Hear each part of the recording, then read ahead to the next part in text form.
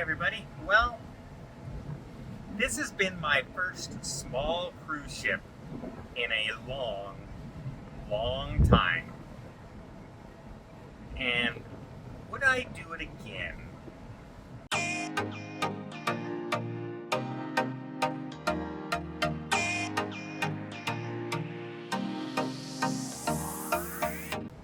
So first off, the small ship has some perks. First of all, you get to know the passengers really well. You get to know the crew really well. The food is usually exceptional. The service is usually exceptional. There's no huge long lineups for excursions. You get the smaller cruise ports than you would normally get on the larger ships. And it's a much more relaxed atmosphere on board. And the cabins are normally larger than what you would get on a normal, unless you're booking a suite on one of the other cruise lines. Now the price point is quite high. The price point would go anywhere from $15,000 to $25,000 depending on the itinerary and the ship line that you're on, depending on the small ship line. Most of that would have everything included. Your drinks would be included, your food would be included, your shore excursions would be included. So, and your Wi-Fi was included up to a point. If you want the streaming service, I still had to pay for it on this ship, the Regent Seaven Seas Voyager. But other than that, most things have been totally included. I did have to add some money for one shore excursion because it was an extra thing that we had to do on it. But other than that, everything is included. So when you talk about things like that when I booked my Sun Princess, when Tony and I started booking our excursions, we paid close to $1,000 for our excursions alone, just for each other, like one person. So if you take that off of the price of the cruise, and then you take off the drink package, which is already included, and the Wi-Fi is already included, you see how that price point starts to come down. So those are all the real benefits, right? And the downside for me is the lack of things to do. And what I mean by, like, if you're a person who likes to just sit out by the pool, relax, and just have conversation, maybe take in a trivia during the day, and remember, this is very port intensive. So off you go into the ports, and you're visiting all day long, you come back to the ship, there's much less time for things to do. That you have to find things to do. So they'll have an entertainment thing going on at night. Tonight it's a magician. The first night it was a Broadway show. The second night it was a comedian. You see what I mean? They have things to do like that. There's just not an abundance of it. You're not going to see 2 Broadway shows at night. You're not going to see multiple venues of entertainment at night. You'll have a piano duo playing. You'll have a DJ playing. Things like that. Much more downsized. You're not going to have the big disco party and all that kind of stuff on these smaller ships. But you got the service, you got the food, you got the less people, you get those great ports that you get to. Now, for myself, I'm big into liking the entertainment on the ships. So for me not to have multiple and big Broadway shows is a downside when I'm if the cruise line doesn't have that for myself. I really enjoy that. I also like a variety of specialty restaurants. One day I might want to have tapenaki. One day I might want to have Italian. One day I might want to just do a steakhouse or a seafood house or something different.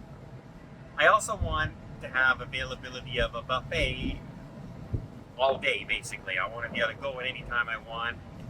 I want snacks around and think now the room service on the small ships, it's 24/7. You can order, and it's quite an extensive, quite a good room service menu.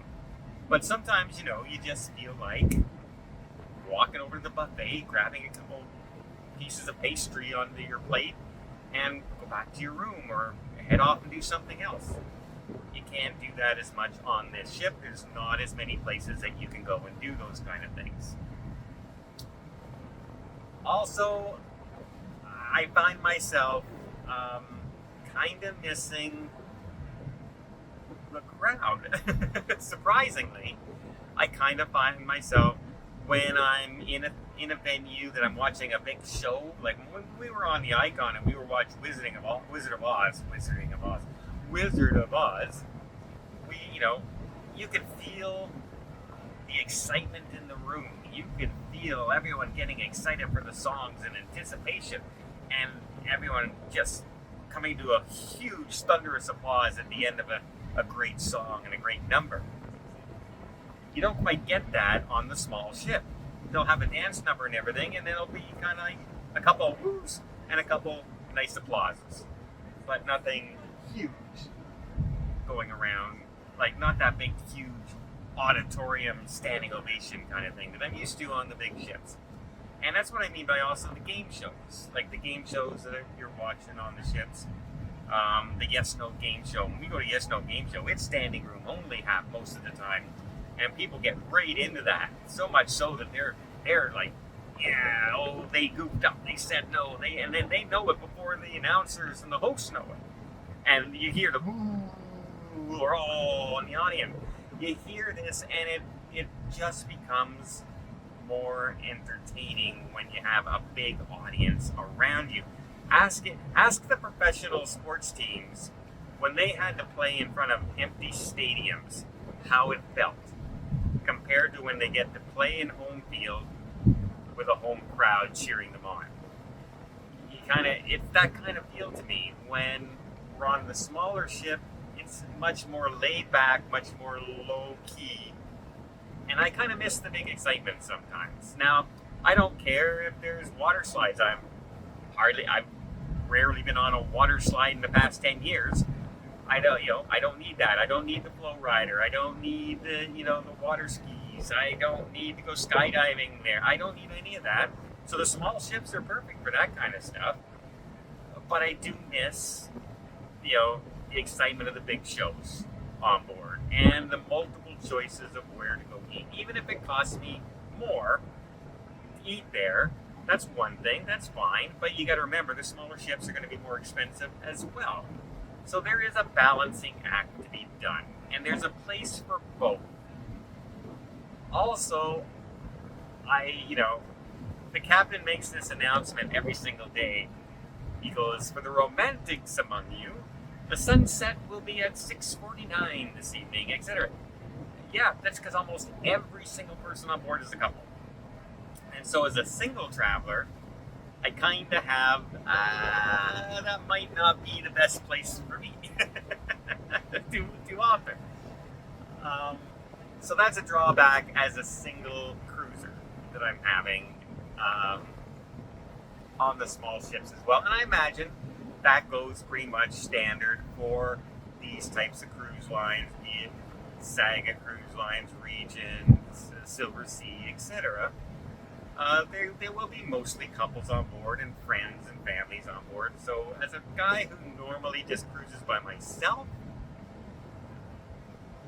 it's probably not geared towards myself. Now, if I was romantically involved with somebody and I wanted to bring them on a beautiful cruise where the sun is setting over the water right now and it's good service, a big cabin, great ports, and fine dining, yeah, absolutely, I would be looking at the small cruise lines. I would absolutely be looking at the luxury cruise lines.